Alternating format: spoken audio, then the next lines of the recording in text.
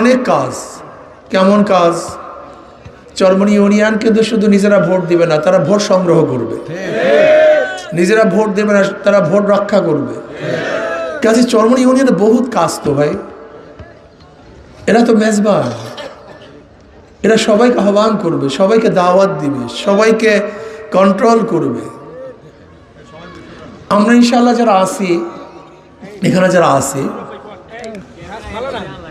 আমাদের এক বক্তা বলেছেন যদি হাত পাখা যদি জিতেও যায় আর যদি চরমনি ইউনিয়ন থেকে সেই পরিমাণ ভোট না পাই, তাহলে চরমনি ইউনিয়ন কিন্তু অনেক লজ্জিত হবে, লাঞ্ছিত হবে, অপমানিত হবে। এটা হল মূল থিম।